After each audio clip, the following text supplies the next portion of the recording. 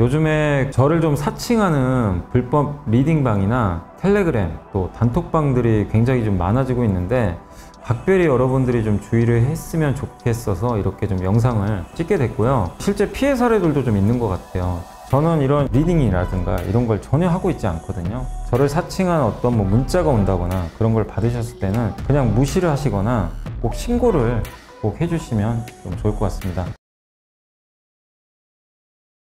안녕하세요. 이베스트 투자증권의 염승환 이사입니다. 계좌를 신규 개설한 고객님께 요약집 주식 상품권 10달러를 드리는 이벤트를 진행합니다. 영상 하단 더 보기란을 통해 많은 참여 바랍니다.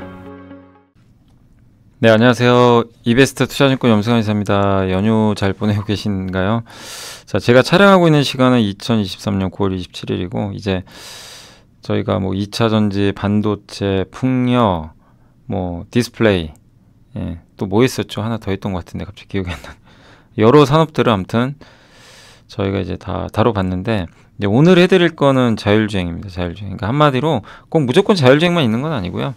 자동차가 지금 변하잖아요.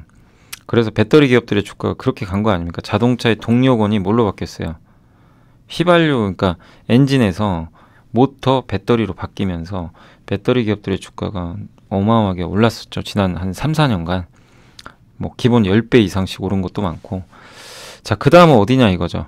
그래서 자동차가 또 변하는 축이 하나 또 생겼잖아요. 시스템이 바뀌죠. 그래서 자율주행도 이제는 우리가 주목을 해야 된다. 그 말씀을 좀 드리고 싶고, 이게 제가 그냥 되겠다 이게 아니라 일론 머스크를 딱 잘 보시면 답이 나오잖아요. 자율주행의 진짜 진심이잖아요. 이 사람이 바꾸려고 하고 있어요. 배터리를 바꿨고 그 다음에 이제는 자율주행 가겠다. 본인이 이제 천명하고 있죠. 그래서 저는 된다고 봐요. 그러기 때문에. 그래서 어떤 리더 업체가 이거를 밀고 나간다는 건 굉장히 그러니까 마치 애플 아이폰이 이끄는 게 혁신이었잖아요. 똑같은 거죠. 그래서 좋게 보고 있어서 여기에 우리가 편승을 해야 돼요. 투자자분들은 그런 걸 계속 보면서 지금 트렌드가 어디로 가고 있고 어떤 변화가 생기는지를 반드시 간파하셔가지고 그쪽에 같이 기차를 타고 가셔야 됩니다. 역주행하시면 안 돼요. 그 안에서 또 괜찮은 기업을 골라내는 건 이제 투자자의 몫이지만, 그래서 자율주행도 반드시 배워야 된다. 저는 이렇게. 그래서 저랑 같이 배우시자고요. 저도 잘 몰라요. 100%. 그래서 이번에 공부하면서 제가 그 강연회 때 그 질문 많이 받거든요. 도대체 어떻게 하면, 그러니까 제가 제 자랑하는 건 아니고요. 그러니까 그런 지식들을 어디서 얻냐, 어떻게 하는, 그러니까 다른 게 아니라요. 저는 보고서나 아시잖아요. 보고서 끊임없이 보고 책도 보고 신문도 보고 유튜브도 봐요. 그런 거 관련돼 찾아가지고. 그래서 거기서 이제 끊임없이 주입을 해요. 그러니까 계속 읽는 것 같아요. 저는 계속 읽어요. 다른 거 없고요. 그냥 제 생활 습관이 됐어요. 읽는 게. 지하철 타고 다니다가도 보고서 읽고. 근데 거기서 저는 끝내는 게 아니고 뭐를 하냐면 반드시 요약을 합니다. 그러니까 뭔가 갑자기 아이디어 딱 떠오르잖아요. 이거 괜찮다 그러면 바로 메모해요. 이거 읽어야 되겠다고 메모 딱 해놓고 나중에 읽어요. 메모해놓고. 그리고 그걸 읽고 다시 또 요약을 또 합니다. 저는 이제 그렇게 해왔어요. 그러니까 지식이 계속 늘더라고요. 그냥 저도 모르는 사이에 그게 습관화가 돼가지고. 그래서 다른 거 별거 없고요. 그냥 끊임없이 읽는 거. 별게 있는 게 아니에요. 그냥 끊임없이 읽는다. 그러다 보니까 이렇게 그 통찰력이 저도 모르게 좀 생기는 것 같습니다. 물론 그게 틀리는 경우도 있죠. 이 세상에 100%가 어디 있겠어요. 근데 그런 끊임없는 학습에 있지 않나 이렇게 말씀드리고 싶습니다. 자, 그래서 오늘 이제 자율주행 관련해서 첫 번째는 자동차의 변화에 한번 주목해 보시면 좋을 것 같아서 첫 번째 시간은 자동차의 변화. 사실 이 주제는 제가 강연회 할 때는 꼭 넣어놓는 주제 중에 하나예요. 강연회 할 때마다 한 번씩 이 자동차 변화가 있으니까 주목하셔라 이 얘기를 많이들 하는데, 그 내용 좀 해서 더 오늘 해드릴 건 더 깊게 들어갑니다. 그래서 자, 한번 보시면 휴대폰이 바뀌었잖아요. 여러분도 아시겠지만 휴대폰이 변화했습니다. 우리 옛날에 폴더폰 이렇게 접는 거 스카이폰 아세요? 저도 그거 썼거든요. 그 다음에 이효리 씨의 효리폰, 애니콜 모토로라 레이저폰. 네. 그 시대에서 피처폰, 이제 피처폰 시대에서 어떻게 됐죠? 스마트폰, 우린 다 알잖아요, 결과. 아이폰, 갤럭시만 살아남았잖아요. 네. 그때 요 아날로그, 예. 그때 요런 시대였죠. 예. 그러다가, 예. 노키아 중심으로 시장, 애니콜 신화가 열렸고, 아이폰, 갤럭시폰. 네. 넘어갔죠. 여기서 누가 살아남고 누가 망했는지 우리는 명확히 알고 있습니다. 근데 이때 여기에서 여기가 변곡점이잖아요. 이때 아이폰 처음 나왔을 때 2007년도. 저는 2008년도에 아이폰을 주문을 해서 실제 써봤습니다. 저 나름대로 얼리 어답터거든요. 그래서 아이폰 바로 주문해가지고 썼는데 처음에는 게임밖에 할 게 없더라고요. 저 처음엔 솔직히 그랬어요. 이거 내가 왜 샀지? 근데 LTE 통신 터지고 그리고 나중에는 야 이래서 아이폰이구나. 예, 아이폰에 푹 빠졌던 기억이 나는데 결국엔 아이폰은 살아남았고 그걸 따라갔던 삼성도 살아남았어요. 그러나 노키아는 망했습니다. 왜? 고집 부리다가 노키아, 모토로라, 블랙베리 고집 부리다 어떻게 됐어요? 망했잖아요. 피처폰에서 빠져나오지 못한 거예요. 피처폰에서 넘어갔어야 됩니다. 근데 삼성이 잘한 건 삼성이 자존심 다 버리고 야 스마트폰 가자. 옴니아 욕을 바가지로 먹었어요. 옴니아 만들고 기억나세요? 욕이란 욕은 다 먹은 걸로 제 기억나요. 그건 아랑곳하잖아. 삼성이 좀 강점이요. 이 표현이 좀 그런데 약간 좀 철면피 좀 죄송합니다. 그 표현이 철면피라는 게 이게 꼭 나쁜 의미가 아니라 그러니까 욕이란 욕을 다 먹고 보통은 그러면 이제 웅크러들죠. 웅크러들고 안 해요. 아휴 못하겠다. 예, 사업 접자 이러는데 삼성은 그런 게 없어요. 잘못한 걸 인정을 하고요. 그 다음에 바꿔버립니다. 그래서 삼성이 여태까지 이렇게 글로벌 위대한 기업이 된 거 아닌가. 전 그 생각이 좀 들긴 해요. 예, 어쨌든 세계 10대 업체 중에 하나잖아요. 예, 그거는 바로 변화에 적응을 해버려요. 약간 카멜레온 같은 거죠. 그래서 저 피처폰 버리고요. 저 스마트폰으로 바로 갈아타버립니다. 뭐 베꼈느니 많이 그거는 뭐 중요하진 않고 어쨌든 지금은 전 세계 1위예요. 스마트폰. 살아남은 거죠. 근데 제가 왜 이 말씀을 이렇게 해드리냐면 자동차도 지금 이 상황이거든요. 정확히 이 상황이에요. 그런 거 안 느껴지세요? 지금 자동차. 다음 페이지 보시면 메리츠 증권에서 썼던 자료를 제가 잠깐 이 한 페이지로 그냥 요약을 한 거예요. 뭐냐면 왼쪽은 현대차, 벤츠, BMW, 폭스바겐, 도요타 같은 아주 유명한 자동차 회사들이 있습니다. 이 자동차 회사들을 OEM이라고 하거든요. 퍼가 5배밖에 안 됩니다. 자, 오른쪽에 테슬라를 비롯해서 중국 회사들이 포진돼 있어요. 중국의 전기차, 중국 자동차 회사. 여기는 PER이 13배에서 69배. 예, 여기입니다. 요 무슨 차이가 있는 거죠? 이 회사들하고. 예, 뭔 차이가 있냐 이거죠. 세 가지 면의 차이가 있어요. 이 테슬라는 이 세 개를 다 합니다. SDV, 소프트웨어 기반으로 차를 만들고 있고요. 이미 2014년부터. 그 다음에 대량 생산도 하고 있죠. 네. 그리고 마지막으로 전기차를 싸게 만드는. 지금 테슬라는요, 싼 전기차 만드는데 거의 혈안이 돼 있어요. 네. 그래서 이걸 욕하는 분도 있죠. 왜 싸게 만드냐. 근데 그거는 이제 이걸 모르시는 거죠. 이 일론 머스크 책을 보면 나와 있어요. 이 일론 머스크는 강박증이 있어요. 뭐냐면 무조건 싸게 만들어야 돼요. 비용 절감이 최우선 목표예요. 아무리 좋은 제품 만들어도 원가 절감 안 하면 필요 없다는 거예요. 원칙이 그거예요. 무조건 싸게. 그래서 일체화 시킵니다. 내재화 시키고. 그래서 비용 아낄 수 있는 거는 그냥 뭐 저기 그 영혼을 팔아서라도 비용 아낄 수 있으면 팔 사람이에요. 그 정도예요. 스타일이. 그러니까 비용 절감이 굉장히 민감합니다. 그래서 아마 모델 2가 나올 것 같아요. 가격이 굉장히 저렴해요. 이거 아마 그거 준비하고 있는 걸로 알려져 있죠. 그래서 엔트리급 전기차가 메리츠에서는 27,810달러 이하 전기차를 그 만들어야 된다. 여기로 가야 된대요. 이 시장이 열린다고 합니다. 그래서 반드시 근데 이거를 안타깝게도 장악한 국가는 중국밖에 없어요. 그러니까 이게 머리가 아픈 거죠. 지금. 예. 근데 어쨌든 여기로 가야 된다는 얘기예요. 요걸로 못 가면 이제 피처폰이 되는 거예요. 제2의 노키아가 여기서 나올 수도 있습니다. 진짜 무서운 얘기잖아요. 예. 포드 GM 파업하고 있죠. 예. 그건 파업할 수 있어요. 당연히 뭐 자기 권리는 있으니까. 근데 이제 앞으로 중요한 게 뭐냐면 일로 못 넘어가면 여기서 시간을 지체하는 순간 끝난다는 얘기입니다. 그러니까 진짜 무서운 거예요. 아니 노키아가 망할 줄 여러분 아셨어요? 노키아 망할 줄 아셨습니까? 예. 저도 안 망할 줄 알았어요. 노키아는 절대 1위였어요. 삼성도 감히 번쩍을 못한 망했습니다. 도요타 안 망할 것 같죠? 그죠? 그렇게 야 도요타가 망하겠냐 1년에 1000만 대 파는데 모르는 겁니다. 몇 년 후에 망할 수도 있어요. 예. 이 상태로 이대로 가면 안 바꾸면 사람들 다 이제 이쪽 차 탈 텐데 그 얘기를 해드리는 거예요. 그러니까 되게 좀 제가 무거운 얘기 해드렸지만 진짜 이게 진짜 생존 게임이 시작된 거예요. 진짜 오징어 게임이에요 지금은. 예. 그 정도로 변화가 있고 자 보세요. 내연기관 이 내용은 제가 옛날에 보고서로 한번 보여드렸던 거죠. 저희 당사에서 나왔던 건데 자 내연기관차가 지금 보시면 예. 어떻죠? 이렇게 돼 있죠. 티어 4 이제 가장 이제 끝에 있는 이제 작은 중소기업에서 부품을 만들면 세 번째로 보내줘요. 그럼 좀 더 사이즈 큰데 그리고 여기 티어 1 여기가 어디죠? 현대모비스죠. 우리나라로 치면 모비스가 받아서 일본은 덴소죠. 덴소. 그래서 조립을 한 다음에 현대차에 보내줍니다. 기아나.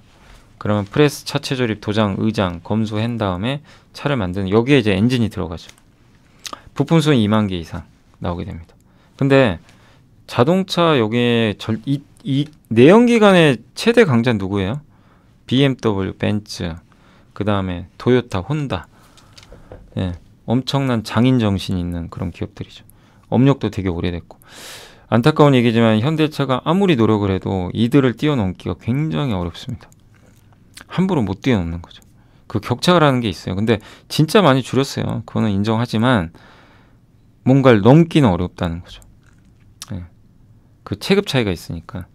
근데 여기는 석유를 이용하고 엔진이고 운전을 누가 하죠? 사람이 하죠. 이 시대에는 이들이 강자였어요. 자, 근데 다음으로 넘어가면 차가 바뀝니다.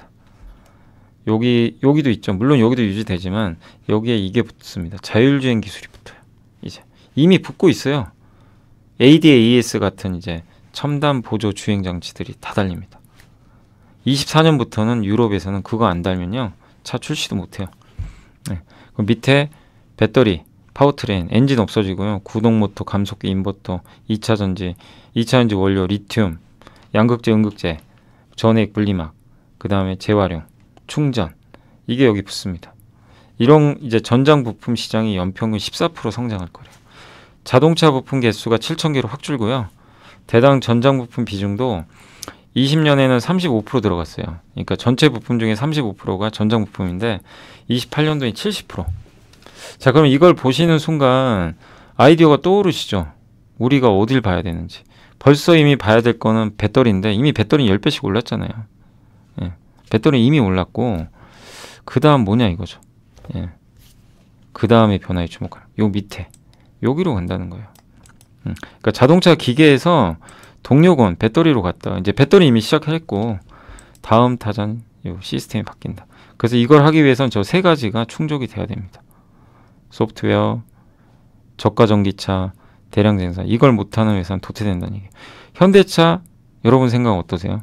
저는 현대차는 갈 거라고 봐요. 잘할 거라고. 왜? 현대차는 이미 대량 생산을 할 능력이 있고요. 요 소프트웨어 기반으로 하고 있어요. 이제 만들고 있어요. 25년도 나옵니다. 예. 그리고 마지막이 요건데 이거 하겠죠.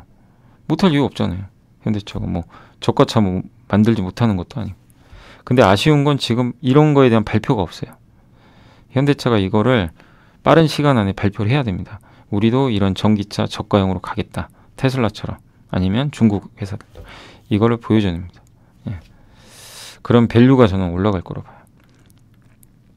그래서 요렇게 변했고 이제 자동차 전장 부품이 스마트폰보다 시장 커지는 거 아시죠? 이미 벌써 바뀌고 있어요. 올해부터 역전했습니다. 점점 더 벌어지겠죠. 예. 그래서 우리가 제가 계속 저도 이제 강조 드리는 게 스마트폰 부품보다는 자동차를 봐야 된다. 자동차에 들어가는 스마트폰 부품 있죠. 대표적인 카메라 같은 거. 그쪽 비중이 늘어나는 걸 해야지 스마트폰에만 의존하는 회사는 장기 투자를 하기가 어려워요. 그쪽 의존도가 너무 높은 기업은. 왜? 시장이 성장을 못하니까. 네. 그거를 꼭 이제 인지하시면 좋겠고, 케이스란 용어도 많이 쓰는데 이게 그 전동화, 커넥티비티, 오토노머스, 쉐어링의 약자예요. 그래서 CAES 이렇게 붙인 건데, 일렉트리피케이션, 이게 전동화, 전기차 기반이고요. 무조건 전기차 기반으로 가게 되고, 이거 이제 하이투자증권의 자료를 제가 요약을 한 거예요. PPT로 만들어 본 건데, 전동화의 기본은 뭐죠? 배터리, 친환경이고 전기 사용량이 증가하겠죠. 어쨌든 전기차로 가면요, 나중에는요 규모의 경제가 형성이 딱 되죠. 많이 만들면 원가가 더 저렴합니다. 왜? 부품수가 적기 때문에. 그래서 전동화로 가야 되고요. 예. 그리고 전기 사용량이 많이 늘어나잖아요. 자율주행은 전기를 많이 먹어요. 앞으로. 그러면 당연히 전기차가 훨씬 유리하죠. 내연기관보다. 그럼 두 번째가 이런 걸 하기 위해서 이제 연결을 해야죠. 소프트웨어. 그 소프트웨어 기반으로 가는 겁니다. 자동화. 이 두 가지를 결합을 하는 게 바로 이제 오토노머스, 커넥티브. 이게 자율주행과 다 연결이 되는 거죠. 그래서 무선 업데이트 해주고요. 차량용 인포테인먼트 달리게 되고, 소프트웨어로 그 제어하고, 인공지능으로 끊임없이 학습을 해요. 그리고 이거를 해서 만든 업체는 구독료를 고객들한테 받을 수 있어요. 한 달에 얼마 나오고, 우리 이런 거 제공할 테니까요, 돈 주세요. 우리 정수기 매달 쓰는 것처럼 그 모델로 간다는 얘기예요. 아니면 넷플릭스 지불하는 것처럼. 우리 이런 걸, 그럼 이게 들어가면 뭐가 좋은지 아세요? 고객 만족도가 올라가요. 아니, 저라도 내가 차를 샀는데 1년 후에 무선 업데이트 해가지고 차 기능이 올라갔어요. 무선 업데이트 했더니 자율주행 기능이 딱 붙어 있어요. 만족도가 올라갈까요? 감소할까요? 자동차는 사면 무조건 가격이 떨어지잖아요. 만족도 계속 떨어집니다. 예. 근데 이거는 그걸 거슬러 올라가요. 예. 그러니까 놀라운 거죠. 이 변화가 테슬라를 중심으로 시작이 되고 있고요. 그 다음에 이제 최종 종착지는 로보택시로 가는 거예요. 예. 이거는 테슬라의 목표라고 하더라고요. 로보택시까지. 예. 그래서 공유 시대로 가겠다. 근데 이건 좀 시간 걸려요. 걸리지만 최종 목적지는 여기다. 저 로보택시 시대 간다고 차를 안 사는 건 아니에요. 살 사람은 사는데 로보택시랑 공존을 하겠죠. 이런 시대까지 지금 가는 그림이 나오고 있다. 요 내용이고, 그 소프트웨어로 움직이는 자동차는 예를 들면 이런 거라고 하더라고요. 옛날에 피처폰엔 통화 기능 따로 있고요. 음악 기능 따로 있고 동영상 기능 따로 있었죠. 피처폰에서 음악 듣기 쉽나요? 어렵죠. 거기 뭐 저장해가지고 LTE도 없는데 뭐 그 음원 다운받을 수도 없고 그잖아요. 그때는 이제 따로따로. 그래서 용량도 적기 때문에. 그래서 MP3 플레이어 기억나세요? 따로 갖고 다녔죠. 동영상 플레이어 따로 갖고 다녔죠. 진짜 그랬어요. 지금 아마 좀 젊은 분들은 이해를 못 하실 수도 있어요. 뭐라고? 저 세 개를 다 따로 들고 다녔다고? 저는 제가 실제 저랬거든요. 저는 저 PMP도 갖고 있었고 MP3도 갖고 있었고 피처폰도 갖고 있었어요. 근데 스마트폰으로 바뀌면서 저 세 개가 이 안으로 다 들어가죠. 이게 없어지는 거죠. 두 개가. 통화, 음악. 이걸 뭘로 하죠? 소프트웨어로 통합시켜버렸잖아요. 그걸 한 회사가 애플 아닙니까? 그래서 진짜 위대한 기업이 된 거예요. 저거를 하나로 통합시켰죠. 그래서 소프트웨어 기반의 그 자동차고, 차량의 핵심 기능 성능을 소프트웨어로 구현한 거고, 테슬라가 2014년부터 이제 적용을 했죠. 중앙 집중화, 중앙에 집중화 해가지고 컨트롤하는 거예요. 한 중앙에 이제 컨트롤 장치가 하나 있거든요. 여러 개로 분산되면 안 되니까. 그래서 엔진, 샤시, 바디 등을 제어하는 ECU라고 하는, 이게 ECU예요. ECU는 자동차 엔진, 자동 변속기, ABS 같은 그런 것들의 상태를 컴퓨터로 컨트롤하는 전자 제어 장치입니다. 그래서 자동차에 한 100개씩 들어가 있어요. 60개에서. 다 들어가 있어요, 요즘. 근데 이거를 테슬라 모델 3는 3개로 줄여버린 겁니다. 이게 들어가 있으면 이걸 연결할 때 전선 뭉치들이 다 연결을 해요. 각 부품을. 그러니까 이게 최대 3km 나오고요. 연결해보면 무게도 50kg. 이게 얼마나 비효율적이 되겠어요. 그죠? 이렇게 되면. 예. 전기차 가뜩이나 배터리 달아야 되니까 무거운데 여기에 이 무거운 걸 또 달고 다녀야 돼요. 전기차로 가고 자율주행 가면요, 이걸 이제 없애버리는 거죠. 테슬라는 이미 그걸 구현을 했던 거죠. 그래서 소프트웨어 움직이는 자동차는 또 되게 간소해야 됩니다. 저걸 통합시켜야 되니까. 그래서 ECU를 통합하는 방식으로 갈 것 같고요. 현대차는 25년부터 이걸 적용한다고 합니다. 본격적으로 SDV를. 그리고 무선 업데이트를 하는 게 이제 또 하나의 기능인데, 무선으로 차를 성능을 업그레이드 시켜줘요. 자동차 같이. 실제 테슬라는 제로백 아시죠? 그 출발부터 100m 가는데 몇 초 걸리나. 그게 4.8조였대요. 저 OTA 해가지고 4.3조로 단축시켜 버렸대요. 그랬다고도 하더라고요. 자, 그리고 자율주행에는 전기차가 어울리는 게 내연기관과 전기차가 있지만, 내연기관은 연료 손실이 정말 많습니다. 이렇게 연소실이 벌써 여기서부터 화석연료로 열을 전달해서 엔진 돌리는데 70% 여기서 이미 손실이 날아가 버려요. 그러니까 굉장히 비효율적인 방식 중에 하나예요, 사실. 예. 그래도 워낙 뭐 내연기관이 비효율적이어도 그동안 써왔고 이걸 대체할 부분이 없었기 때문에 썼던 건데, 전기차는 이제 배터리로 가는 거죠. 그래서 변환 손실이 없는 건 아닌데 손실이 많이 축소가 된다고 합니다. 에너지 효율이 60%, 여긴 15%. 예. 전기를 많이 써야 되니까 자율주행에는 전기차가 더 어울린다. 그 내용이고, 그다음 SDV를 위한 전동화 시스템인데, 이렇게 전동화 시스템으로 또 가게 될 거래요. 배터리가 있고 여기 인버터, 감속기, 파워 시스템, 네, 요게 좀 들어가게 되고, 그걸 통해서 이제 그 자동차를 움직이면서 전기도 생산을 하는 거죠. 네. 그래서 그 전환을 위한 전동화 시스템이 이렇게 차에 다 달리게 된다. 요거를 하는 회사가 이제 현대모비스죠, 사실. 요런 시스템을 구축해주는. 요거를 이제 폭스바겐 같은데 납품, 이제 수주 계약도 맺었고. 그 다음에 이제 아까 말씀드린 ECU가 지금 차는 이렇게 돼 있어요. 요게 ECU들이거든요. 이렇게 많아요. 각각의 개별적으로. 여기 뭐 앞에 엔진부터 뭐 다 많죠. 조향, 뭐 ABS. 근데 예, 오늘날의 이제 플랫인데 현재는 이렇게 좀 바뀌고 있대요. 영역 중심, 기능 중심. 기능 중심 뭐냐면 여기 기능 있죠. 커넥티비티, 연결하는 거. 예, 그 다음에 운전과 관련된 거. 바디 컴포트, ADAS, 운전자 보조 시스템, 인포테인먼트. 그러니까 각각의 기능별로 이거를 모아놓은 거예요. 이거보단 낫죠. 이렇게 효율적으로. 요거를 이제 합쳐놓은 거라고. 그렇게 해서 5개의 기능으로 해서 중간에 게이트웨이에서 이제 합쳐지는 요 방식도 괜찮아요. 근데 궁극적으로 요 방식으로 갑니다. 예. 이 영역이 있죠. 영역별로 가요. 영역은 뭐냐면 왼쪽, 오른쪽, 왼쪽, 오른쪽, 바퀴 있죠. 바퀴 중심으로 여기에 부품들이 있잖아요. 요거를 이쪽으로 다 모아버려요. 이 영역, 이 영역. 그럼 더 간소해진다고 합니다. 그래서 여기서 하나씩 4개로 만든 다음에 중앙 컴퓨터로 모아보시는 거예요. 그래서 그게 확실히 줄어든다고 하더라고요. 이 전선수가. 요 방식으로 앞으로 갈 겁니다. 그래서 도메인에서 영역 기반인데 게이트웨이가 제어를 하게 되고요. 개별 케이블이 짧아지고 복잡성과 무게를 감소시키고 배선수도 감소시키고요. 또 플랫폼화에 되게 용이하다고 합니다. 다른 차에도 이걸 그대로 적용할 수가 있대요. 똑같이. 그리고 업데이트도 되게 빠르게 할 수가 있고 장점이 많아서 아마 이 방식으로 바뀔 것 같습니다.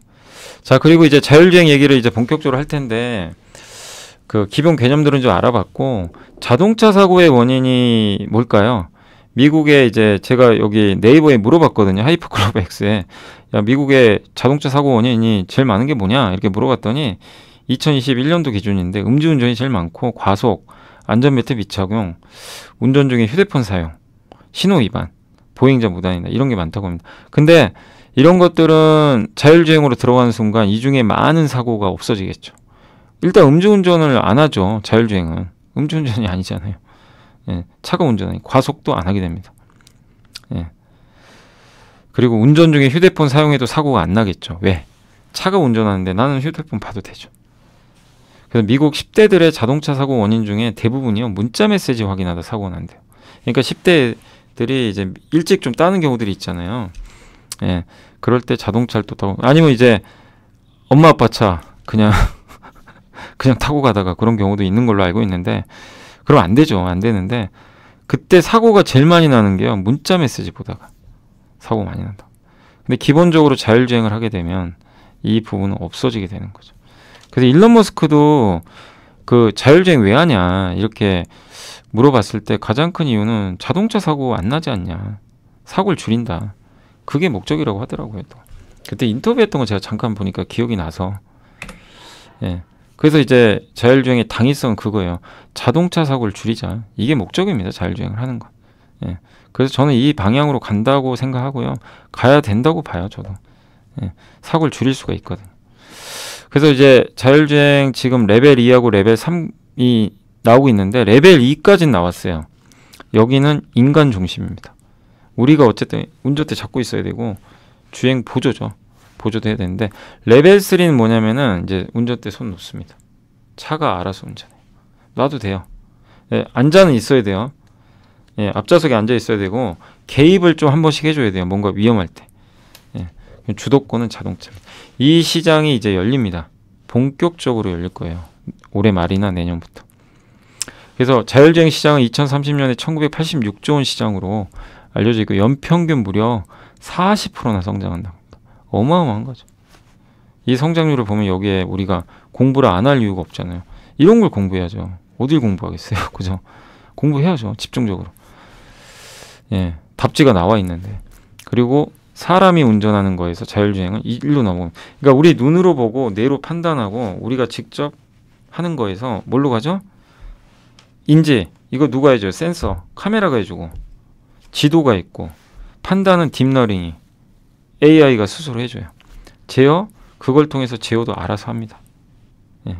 이 시스템으로 우리가 개입할 게 별로 없는 거예요. 그래서 인지는 라이다, 레이다, 카메라, 정밀지도, 통신, 판단은 AI, 컴퓨터가 해주는 거죠. 딥러닝 해가지고. 제어는 ECU나 액추에이터 뭐 이런 것들이 이제 판단의 조정을 받아서 직접 해주는 거죠. 이렇게 이제 바뀐다 라고 보시면 좋겠고, 테슬라와 엔비디아 얘기를 해드릴게요. 지금 자율주행에서 제일 앞선 회사는 두 개입니다. 두 회사예요. 둘이 지금 전쟁입니다. 전쟁. 원래 모빌아이였는데 모빌아이는 조금 예전만 같지는 않은 것 같고 이 두 회사 2파전이 되고 있어요. 근데 테슬라가 이번에 버전 12 FSD 완전 자율주행 이번에 내놨는데 수많은 비디오로 학습하죠. 여기는 인터넷도 필요 없대요. 그래서 깜짝 놀랐죠. 그래서 일론 머스크가 실제 주행한 걸 보여줬죠. 영상에서. 저도 한번 봤었고, 그리고 엔비디아는 올인이라는 이제 그 반도체가 있거든요. 올인 시스템을 이용해서 내년부터 본격적으로 양산 차량에 이걸 넣어준다고 합니다. 근데 여기는 미리 좀 하는 거죠. 미리 학습을 시키는 거예요. 네. 이때는 이렇게 하고 이때는 이렇게 하고 아마 그렇게 하는 것 같은데, 그러나 테슬라는 다르게 미리 학습시키진 않아요. 그냥 비디오만 보게 해요. 계속 하루 종일 비디오만 봐야 됩니다. FSD는 비디오만 보고 있는 거예요. 그래서 우리가 운전은 이렇게 하는구나. 그러니까 그 비디오 보면서 운전을 다 이렇게 하시는군요. 이럴 땐 피하고 이럴 땐 감속하고 사람들의 습관을 보는 거예요. 운전자가 어떻게 운전하나. 그걸 끊임없이 그냥 보고 있는 거예요. 그리고 이제 실전에 나가서 그거 그대로 따라 하는 겁니다. 미리 답을 주는 게 아니에요. 근데 보통의 이제 회사들은 미리 답지를 다 줘요. 여기선 몇 킬로로 가야 되고 여기서는 이렇게 운전하고 여기서는 이렇게 차선 지키고, 이거를 미리 다 코드를 짜가지고 입력을 해요. 예. 수십만 개 코드를 미리 짜는 거. 답지를 주는 거고 얘는 답지가 없어요. 예. 알아서 공부해서 시험 문제 풀어야 돼요. 그런 차이가 있는 겁니다. 예. 근데 어쨌든 이제 내년부터 24년에 이제 본격적으로 레벨 3 자율주행 서비스가 출시가 될 것 같고, 테슬라와 비테슬라 진영 간의 격돌이 시작될 것 같은데, 제가 깜짝 놀란 게 테슬라 측에서는 자율주행 요거 있죠. 완전 자율주행 가치를 10조 달러로 보고 있다고 하면 10조 달러면 얼마인지 아세요? 우리나라 돈으로 1경. 이 상상이 가세요. 1경이고요. 그 아크 있죠. 아크. 미국의 아크는 로보택시 가치를 11조 달러로 계산을 했다고 합니다. 저는 이게 믿을 수가 없어요. 아직. 그 정도까지 될까요? 근데 어쨌든 그 정도 가치로 지금 생각을 하고 있다고 합니다. 그 테슬라와 엔비디아는 약간 다른 건, 테슬라는 센서가 카메라 위주고요. 레이더를 좀 늙어가는 것 같아요. 아직은 레이더는 아닌데 레이더 런다는 얘기는 있어요. 아무튼 카메라로 다 합니다. 칩은 이제 완전 자율주행 칩, 데이터는 실제 주행 데이터를 받아서 보는 거고, 비디오 학습하면서 인간처럼 운전하는 거고요. 엔비디아는 이 세 개를 다 이용합니다. 카메라, 라이다, 레이더. 그게 좀 비쌀 수 있어요. 라이다가 되게 비싸요. 그래서 일론 머스크는 아까 말씀드린 대로 비용 강박증이 있는 사람이에요. 그래서 라이더 안 씁니다. 비싸니까. 예. 그리고 칩은 올인칩. 이게 초당 275조 번 연사하는데, 초당 275조 번을 연사하는데, 이거보다 더 놀라운 게 하나 더 있습니다. 이따 설명드릴게요. 그 하이페리온 플랫폼인데 카메라 12개 들어가고요. 카메라는 뭐 테슬라든 엔비디아든 많이 들어가요. 그러니까 카메라는 좋을 수밖에 없는 거죠. 레이더 9개, 라이더 1개. 반 테슬라 진영의 선두주자고, 여기 주로 하고, 현대차도 엔비디아랑 하고 있죠. 예. 테슬라 방식은 이 방식입니다. 기존의 방식은요, 제가 설명해 드릴게요. 자동차 그림을 딱 보여줘요. 그래서 야, 이게 자동차야. 답을 딱 찍어줍니다. 그럼 이게 자동차군요. 또 다른 그림을 또 보여줘요. 얘도 자동차야. 예. 이거 자동차군요. 그러면 그 똑같은 문제가 나오면 똑같이 풀어요, 그냥. 근데 만약에 다른 모양의 자동차, 내가 먼저 학습을 안 한 자동차가 나왔어요. 예를 들면 사이버 트럭이 딱 나왔다고 칠게요. 사이버 트럭은 내 머릿속에 안 들어가 있어요. 그러면 시험 문제에 갑자기 사이버 트럭이 나왔어요. 그러면 이 인공지능은요, 답을 모릅니다. 이게 자동차인지 몰라요. 그게 기존의 방식이에요. 그러니까 규칙을 딱딱 정해놓고 미리 답지를 다 정해놓은 거예요. 예. 우리 시험 문제 풀 때 선생님이 이런 거죠. 예를 들면 야, 이렇게 시험 문제 정확하게 나올 거야. 그럼 100점 맞겠죠. 약간 그런 방식이죠. 어떻게 보면. 근데 시험 문제는 그렇게 내면 안 되잖아요. 선생님이 미리 알려주면 큰일 나죠. 예. 이러이런 범위 내에서 시험이 나오니까 이 범위 내에서 공부를 해봐라. 예. 그럼 이제 우리는 공부를 한 다음에 풀죠. 풀고 틀리는 경우도 있고 맞는 경우도 있겠죠. 테슬라 방식은 약간 그런 경우입니다. 뭐냐면 규칙은 없어요. 어마어마한 양의 자동차 그림을 계속 보여줍니다. 이건 이 자동차 그림들 계속 보여줘요. 그 자동차라고 계속 알려주긴 한데요. 그럼 컴퓨터가 알아서 스스로 자동차를 인식을 해야 돼요. 예. 그러면 새로운 자동차, 뭐 예를 들면 사이버 트럭을 딱 보세요. 이거 어디서 많이 본 그림인데? 비슷한데? 자동차 모양과 비슷하네. 그럼 자동차 생각해요. 이 약간 오묘한 차이가 있죠. 그래서 슈퍼컴퓨터 도저라고 이제 테슬라 건데, 여기는 운전자들의 동영상을 아주 끝도 없이 봅니다. 보면서 저렇게 운전하시는군요. 네, 학습을 하는 거죠. 알파고가 그 기보 있죠, 기보. 바둑 기보를 16만 번을 보고 이세돌 구단을 이겼잖아요. 그 방식이에요, 그대로. 아무튼 기존 방식과 테슬라의 방식은 다르다. 답지를 정해주지 않습니다. 스스로 학습하게 만드는 거예요. 자, 그래서 도저 얘기를 해볼 텐데, 도저 슈퍼컴퓨터가 생산이 시작이 됐고요. 예, D1 칩이라고 합니다. 요 칩이 하나예요. 요 칩이에요. 이걸 아마 TSMC가 만들어주는 걸로 알려져 있죠. 요 칩을 25개를 합칩니다. 요렇게 돼요. 하나의 타일이 완성돼요. 저 25개를 6개로 만들어요. 이걸 6개를 만들면 요렇게 6개 되죠. 예, 요게 시스템 트레이입니다. 하나. 그래서 요게 2개가 이렇게 들어가요. 또 캐비넷에. 그래서 저 캐비넷 10개 만든 게 바로 도저라고 합니다. 이해가 되세요? 저걸 합쳐서. 저게 10개가 들어가서 그 도저 슈퍼컴퓨터가 완성이 됩니다. 저 컴퓨터가 끝도 없이 비디오를 보고 있는 거예요. 예. 자율주행의 4대 요소가 AI랑 반도체랑 소프트웨어랑 빅데이터인데 이 모든 걸 다 갖추고 있죠. 테슬라가 그래서 무서운 겁니다. 데이터 양에서는 누구도 이길 수가 없어요. 빅데이터 어떻게 얻습니까? 테슬라 오너들이 차 타고 다니잖아요. 자율주행. 만약에 이용하시는 분들은. 그게 한 60만 명 되는 것 같더라고요. 보내요. 계속 보냅니다. 데이터. 그러면 계속 보는 거죠. 실주행 데이터가 어마어마한 거죠. 그래서 도저 AI 칩은 자율주행을 위한 방대한 양의 데이터를 삭습하기 위한 슈퍼컴퓨터 칩이다. 라고 봐주시면 좋겠습니다. 그래서 이제 요거는 삼성증권에 옛날에 나왔던 자료를 그냥 요약을 한 건데요. 2024년 10월에 이제 예상을 하기로는 아까 기억나세요? 1만경병이 이게 상상이 1만경병은 몇 번이죠 도대체? 1초에 1만경? 계산은 그 1초에 1만경 한대요. 여러분 머릿속에 지금 지진 났죠? 저도 지진 나서 여기 뭐죠? 테슬라의 아니 엔비디아 275조 번이죠. 이것도 많은데 여기는 경 단위로 가는데 그 앞에 만자가 붙어요. 이 도대체 상상이 지금 안 가고요. 저 컴퓨터가 요게 이거를 100개 묶는데요. 100엑사니까 이 컴퓨터 요거 있죠. 요걸 100개 붙이는 거예요. 요거를 또 100엑사니까 저는 뭐 상상이 안 가고 테슬라는 매일 50만 개 비디오를 수집해서 보고 있다고 합니다. 도저 컴퓨터가. 그래서 지금 올해 2월 기준으로 40만 명이 자율주행을 이용하고 있고요. 계속 데이터 수집하는 거죠. 이래서 테슬라가 유리한 게 누구도 못 따라가는 거예요. 이 데이터를 받을 수가 없죠. 일반 차들은. 그래서 GPU가 이제 몇 달 걸리는 학습 속도를 저 도저 슈퍼컴퓨터를 이용하면요. 칩을 이용하면 일주일 내로 할 수가 있대요. 몇 달 걸리는 거.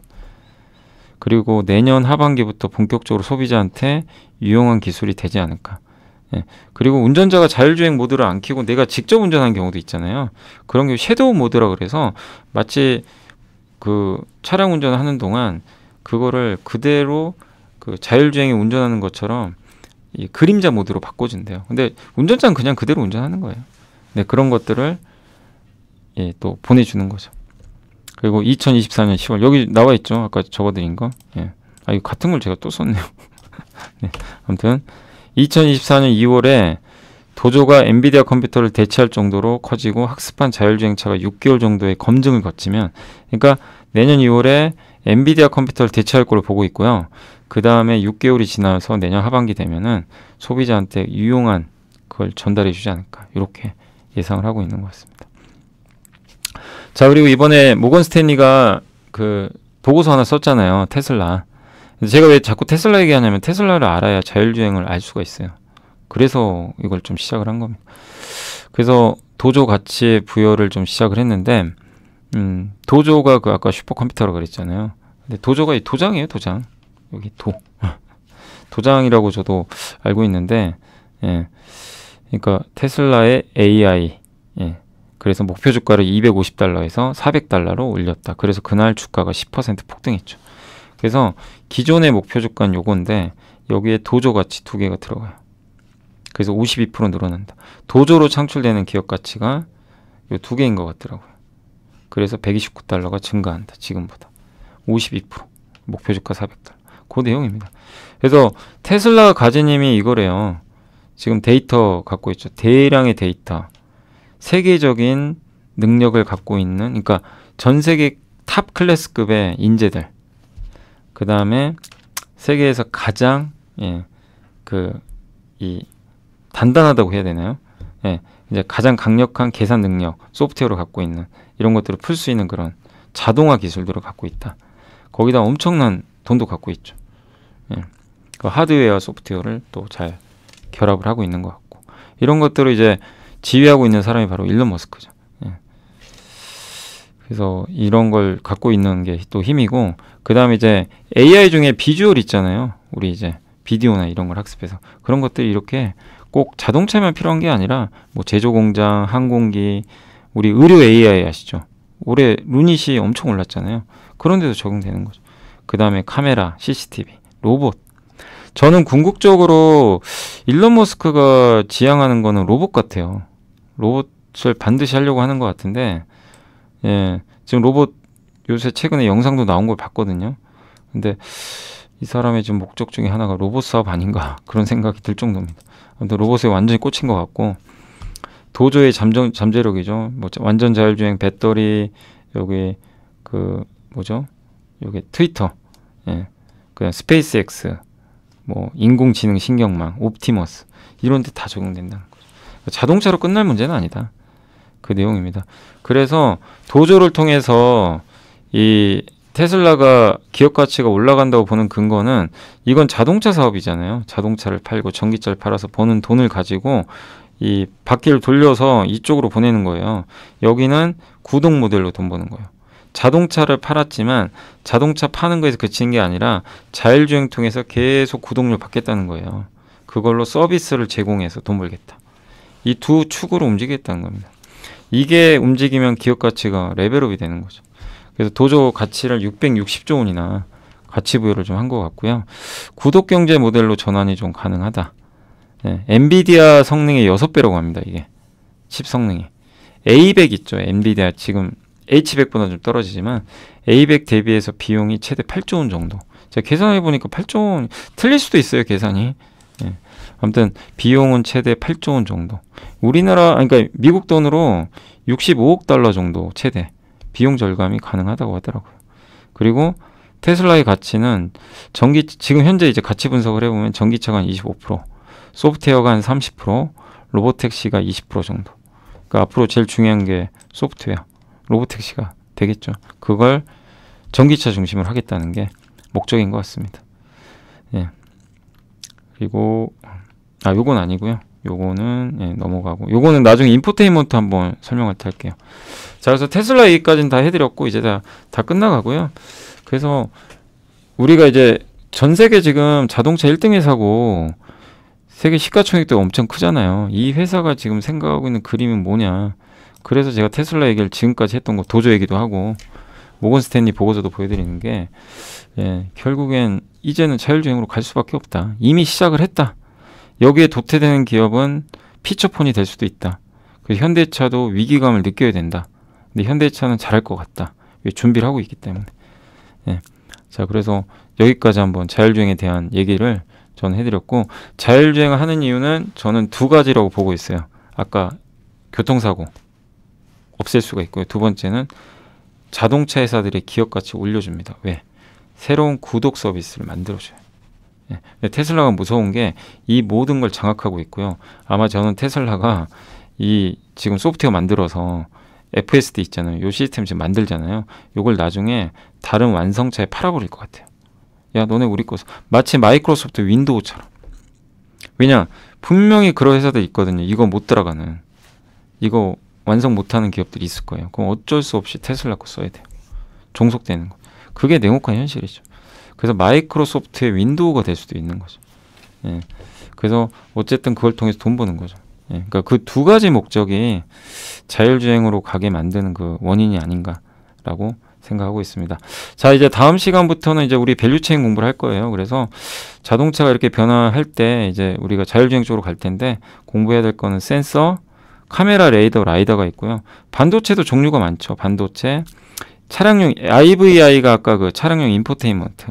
네 번째가 디스플레이, OLED 쪽. 다섯 번째가 전동화.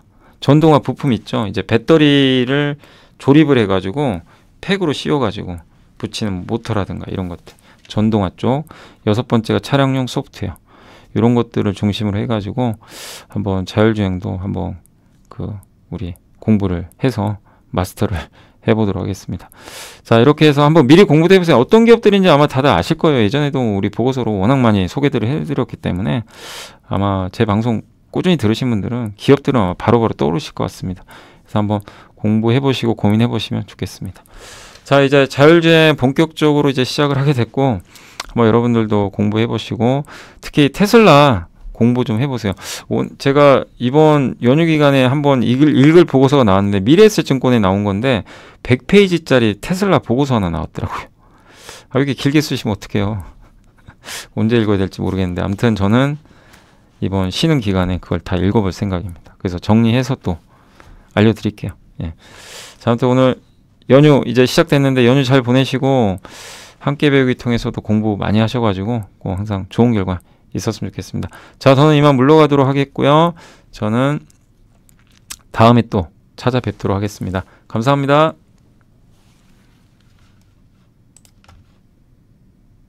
안녕하세요. 이베스트 투자증권의 염승환 이사입니다. 계좌를 신규 개설한 고객님께 요약집 주식상품권 $10를 드리는 이벤트를 진행합니다. 영상 하단 더 보기란을 통해 많은 참여 바랍니다.